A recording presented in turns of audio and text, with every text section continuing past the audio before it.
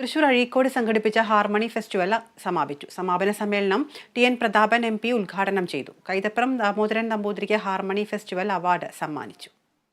എല്ലാ മതങ്ങൾക്കും തുല്യാവകാശം നൽകുന്നതാണ് ഇന്ത്യയുടെ ഭരണഘടന ഉറപ്പു നൽകുന്നതെന്ന് ജസ്റ്റിസ് സിറിയക് ജോസഫ് മുഖ്യപ്രഭാഷണത്തിൽ പറഞ്ഞു.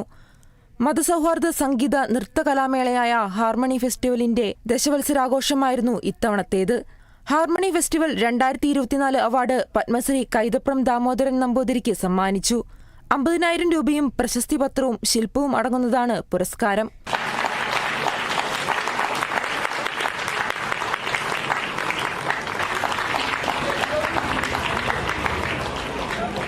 ഇ.ടി. ടൈസൺ എം.എൽ.എ. അധ്യക്ഷനായി. ഇരിങ്ങാലക്കുട ബിഷപ്പ് മാർ പോളി കണ്ണൂക്കാടൻ അനുഗ്രഹ പ്രഭാഷണം നടത്തി. തൃശൂർ പോളിയും സംഘവും നയിച്ച സംഗീത നിശയിൽ പ്രഗത്ഭ ഗായകരായ റീന മുരളി, എടപ്പാൾ വിശ്വം, ആർഷ വിനീഷ്, ദിനൂപ് എന്നിവർ ഗാനങ്ങൾ ആലപിച്ചു. മാർഗംകളി, കീബോർഡ് തുടങ്ങിയ കലാപരിപാടികളും ചടങ്ങിനോടനുബന്ധിച്ച് നടന്നു.